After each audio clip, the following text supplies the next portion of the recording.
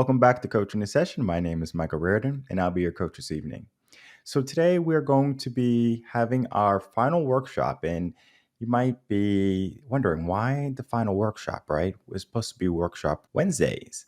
And as much as I do enjoy doing the workshops, and as much as I want to continue the workshops, Wednesdays are going to be transitioned to something that is even much more needed than a workshop. And of course, I'm going to be able to help people out with questions, comments, concerns, all that. And I don't necessarily need a workshop to do that. I can do that on Mondays, I can do that on Fridays. But for Wednesdays, we're going to create a new type of trend, the work we need to do. That's what's going to be on Wednesdays now. Because we have a lot of work to do, from our own growth to what the world, society needs for us to do.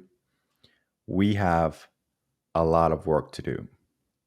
And we're going to spend Wednesdays identifying what work needs to be done.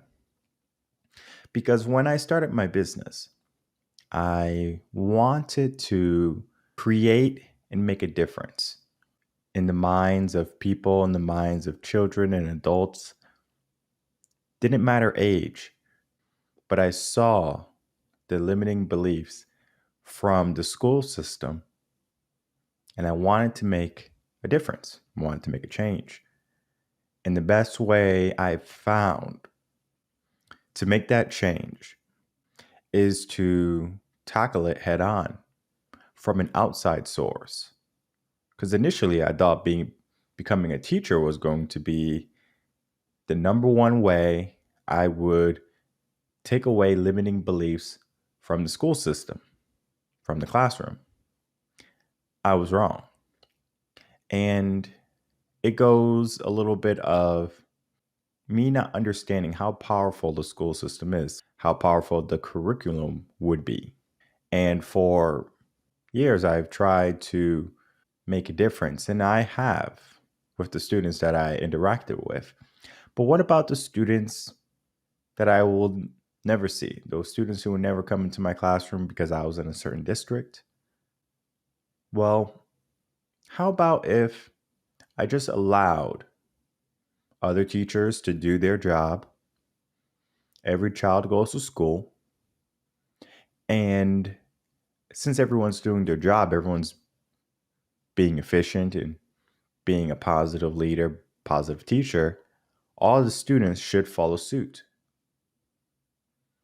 If that was the case, why are all our limiting beliefs created when we're younger? If we had teachers who were doing the right thing, you would think that the limiting beliefs would just go away. But it wasn't necessarily 100% the teacher's fault, because they have their hands tied already. Teachers are going to be busy with curriculum, standards, and they're going to have their own things that they have to deal with, i.e., general life. So even though a teacher is sacrificing their life for the upbringing of the next generation, I found a different way to do it. I found a more efficient way to do it. I can create a company, programs to help mentor young minds to get out of limiting beliefs. And I have done that over the years. And I've seen firsthand the type of children I help create by molding them, by painting the type of artwork I want on their canvas. And it's not saying that they can't paint their own picture. I am just not going to allow them to have any type of depictions that limit them, that show a fracture in who they are. Because when you're young, that is when you're most susceptible for these limiting type of beliefs. And my goal is to make sure those limiting type of beliefs don't reside in your life longer than they need to be there. So today's workshop is going to be tackling what is limiting beliefs, what are limiting beliefs, and we're going to get into that. But before I do, make sure to like, comment, subscribe, do all those things that videos like. And if you are watching on a podcast, then of course you won't see any visuals, but I will break it down exactly how it needs to be broken down so you don't need to see any type of visuals. The limiting beliefs workshop is going to be addressing, well, what are limiting beliefs? Now, a limiting belief is going to be an idea that limits how you see a situation, a person, or something in general.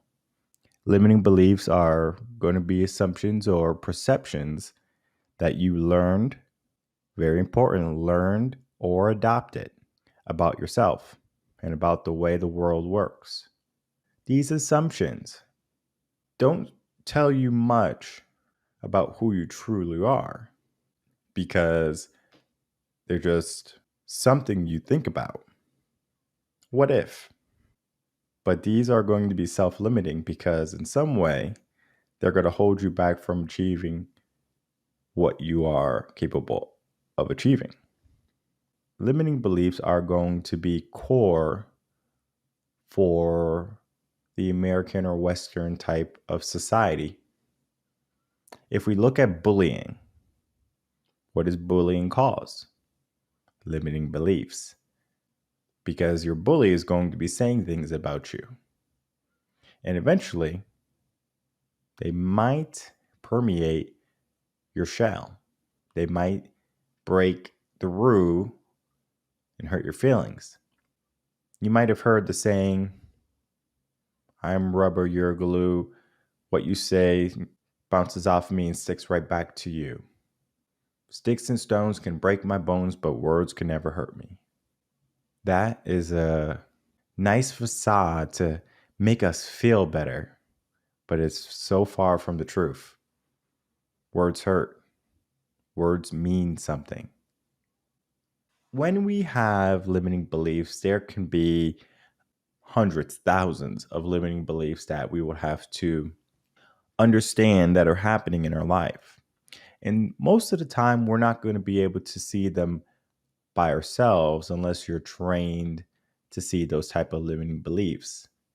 So when someone says, I'm too old, I can't do that, they have no idea that they're just reciting a limiting belief. Now, of course, you might be 45, you might have had a knee surgery.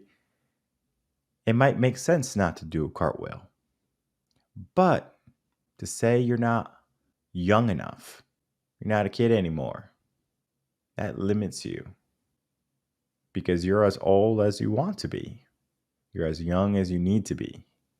How about one of these ones? I find this a lot for my career people. They say, I'm not smart enough. I'm not educated enough. I'm afraid of trying and falling or failing.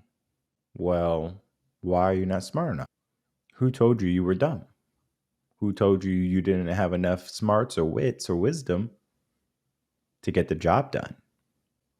That's important to understand. Most of the times, we are the people who are going to be setting our own limiting beliefs, self-limiting beliefs. And whether you think you don't have enough money, you don't have enough success, they're all limiting beliefs. When we have limiting beliefs, they're created from an external message typically. Typically, someone's going to say, you can't do it. You're not smart enough. You're not tall enough. You're not big enough. Why do you think kids come running to parents and they're crying and they said, I can't play with them because I'm not 5 years old yet. Okay. Then we have our internal messages, our internal fear. I'm afraid. I don't want to do it because if I do it, I could fail. And then we have our direct feedback. And that's going to be our excuse, our opportunity to rationalize what we do and what we don't do. So, of course, if you couldn't do something, you just kind of shove it off. You say, I knew I couldn't do it. I told you I couldn't do it. I don't know why you made me do it. Now, those lead to limiting beliefs, and you have to overcome that type of obstacle. My yoga teacher told me one of the quotes I hold true to this day. The biggest wall we'll ever climb in our life is in our mind, and we put it there. And those are going to be our limiting beliefs. So we need to start to realize, okay, well, how do I get away from thinking on these limiting beliefs? How do I get away from thinking negatively and to be more positive, to look at my potential, to look at what I'm capable of accomplishing, what I'm capable of doing? And if we follow the same thing, instead of having naysayers in our lives, we have coaches and mentors, people who are going to lift us up, people who are going to tell us, well, if we don't know, let's figure it out. If we can't do it, let's try to get it done together. And that internal message is going to start to shift to saying, I can, I will, I must. I want to accomplish this for me. I want to accomplish this for someone else, maybe. But the same message is going to be, I'm going to do it. Now, whether you succeed or if you do not succeed, if you operate under a positive notion for getting rid of your limiting beliefs, you're going to learn how to overcome them. You're going to say, okay, well, the reason why I didn't succeed was because I didn't put enough effort here. How can I improve? How can I be better? How can I become better? That way of thinking is going to start to lead to potential. But before we do that, we do have to understand, what is the makeup? How are we structured? Now, if you are a long-time listener, thank you. You probably already heard from age 1 to 7 or 0 to 7, a child is going to be most susceptible to influence. So when we look at this pyramid, and the pyramid are going to have different levels, and the bottom level, the foundation, is going to be our environment. How we grow up. What do we see? For example, my environment growing up, I grew up in the hood, in the ghettos.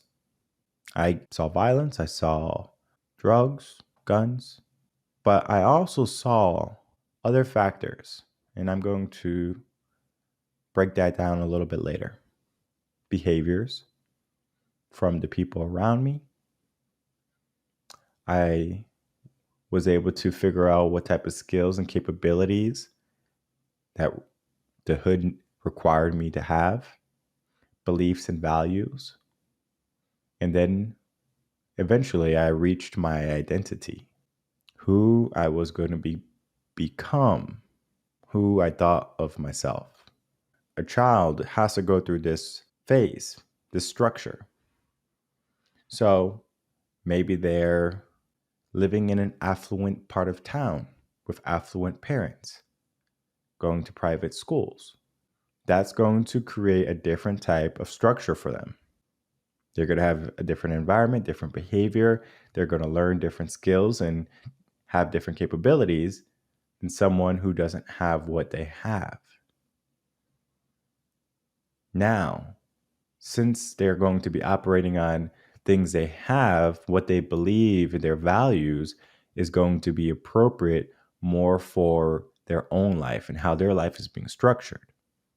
And eventually, that's who they identify when they grow up. Are they a leader? Are they a follower? Are they happy? Are they sad? Are they an alcoholic? Can they change their life? All of that is going to play a role. And for people who are in an environment that is less than ideal, it doesn't mean that you have to have an identity that is going to be anything less than what you portray for yourself. But we have to get there. When we look at the origin of limiting beliefs, most limiting beliefs are going to be developed during our childhood. We have to understand that our brain from 0 to 7 is operating under a certain type of wavelength. Dr. Bruce Lipton says that it's going to be similar to a hypnotic state. And a hypnotic state is going to be a state where you're most acceptable for words, for change. You have to understand that now, if we're in a hypnotic state, we are like sponges. We take whatever is given to us. That's why sometimes you might see people get hypnotized when they're trying to quit smoking or quit drinking. Highly susceptible to change, to soak up whatever is told to them. And now the brain is recording good habits or bad habits, same thing with emotions or behaviors, during this hypnotic type of growth. So from age 1 to 7, we understand that if a child is going to be most acceptable to change, to molding, why don't we mold them during this time the best we can? Most people don't even realize from age 1 to 7 or 0 to 7, that's when you should be an A+ adult, an A+ parent. And as soon as 7 hits or 8 hits, you can start to change the way you think, because then you can see where they are and you can start to adjust them rather than show them and teach them. It's a little bit different. And as a teacher, you have to understand where they are in their childhood development, because the limiting beliefs that they have are just going to be opinions that they believe. And it's going to be up to us to shoot down any type of limiting beliefs that they hold that they don't need. Because for those type of people who are going to have those type of limiting beliefs, we just have to show them that having these limiting beliefs are not what we want. And when I was a coach for children, teaching them how to swim, I did not hesitate. I told them exactly what I wanted, how I wanted it done, and I wanted it done then and there. And they would always hit me with maybe procrastination, or they would overthink something and they'll be anxious. And I crushed that way of thinking. They thought exactly how I wanted them to think. They were unstoppable. That is what I trained all of my swimmers, all of my young minds to think. That you are good enough, and there's nothing that can stop you. Limiting beliefs did not reside in my students. If they learned it from home, from mom, from another teacher, that's because they are still susceptible. I'm only one person. I needed to do something different. So again, when we look at this pyramid, no matter what, we have environment, behavior, skills and capabilities, beliefs, values, and then we look at who we become at the end of the day, at the end of 7 years. We need to start to structure ourselves to understanding. Just because my environment was bad doesn't mean I need to stay there. Just because I learned bad behaviors doesn't mean my behaviors need to continue to be bad. Just because I didn't learn the appropriate skills and I wasn't fully capable doesn't mean that I cannot learn the skills now and I cannot become capable. And if the beliefs and the values I hold don't serve me, it's time to get rid of them and replace them with beliefs and values that do. And then the identity, my self-portrayal, I'm going to start to realize who I was, who I am, and what I'm able to become. So getting rid of limiting beliefs is a little bit of trial and error almost. The reason I say trial and error is because you might be so far down where if I say something to you, it might not permeate all the way down quite yet. I might need to say things on different levels, different bases, and different structures for you to start to believe it. When we are young, there is a discrepancy in how often we're told no or we can't do something. And the ratio is backwards. So while growing up, you're going to hear, no, don't do that.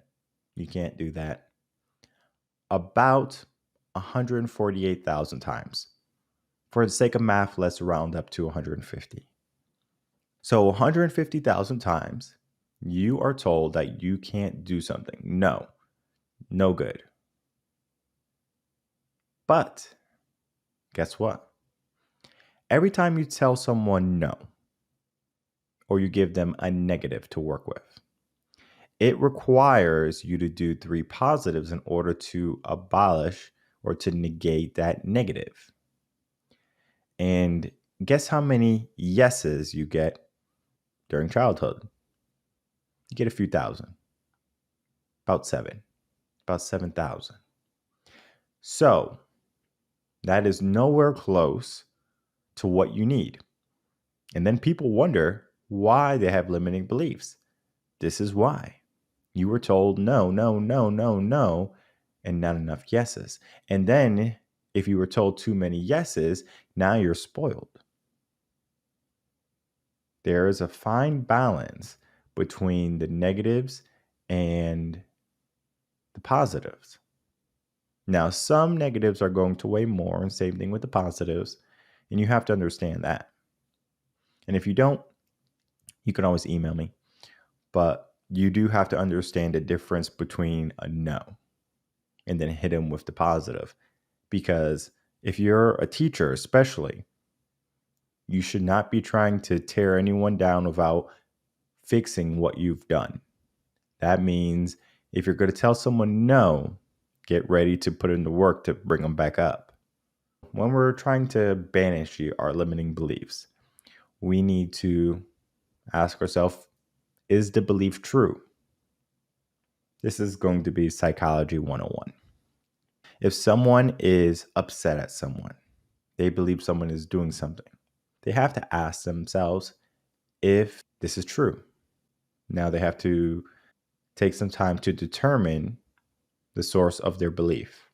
Was it because they did something, they said something, they had a bad day at work? Doesn't matter. They have to figure out why, or that reason why that belief is there.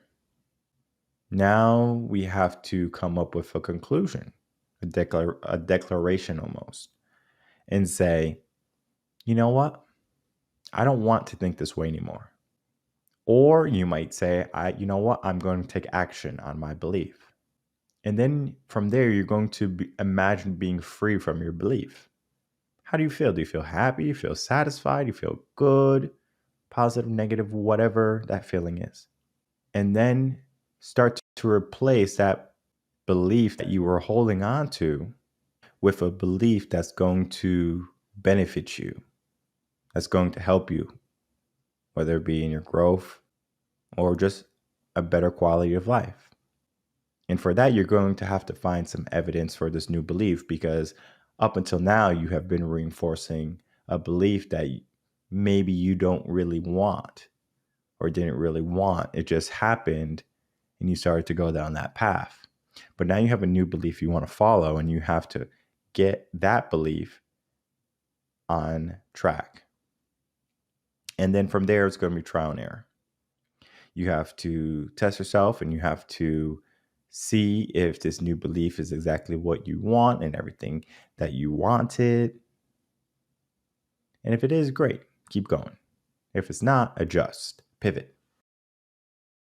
For people who are going to be struggling with their limiting beliefs, You don't have to go through this alone. One of the best things that you can do is to find a coach, to find someone that can help you get to where you want to be. If you were interested in getting some more resources, you can always head over to my website, reverendconcepts.com. Plenty of blogs, videos on limiting beliefs that you can read and watch for you to be in a better position or better place. For anyone who wants to work with me, you can also go to the website and sign up, or you can always email me at michael@reverendconcepts.com. So the limiting workshop is going to be there to determine where you are currently. Do you have limiting beliefs? Most people do. Most people have some type of limiting beliefs, and that could stem from confidence. It could stem from childhood. It could stem from workplace, just being adults, from friends, peers. And it's going to be difficult for people to get out of that way of thinking. My recommendation for those type of people who are stuck is to get a coach. That would be the easiest way for you to get out most efficiently, effectively, and safely. Because if you have a limiting belief, it's going to weigh you down. You can get it out by yourself. I'm not saying it's impossible. But when you start to say something to yourself, I can't do this. I'm not smart enough. I'm not tall enough. I don't have the right degree. I don't have a good paying job. I don't have enough money. Those limiting beliefs are going to keep you where you are longer. And what I do is I help you get to where you want to be quicker.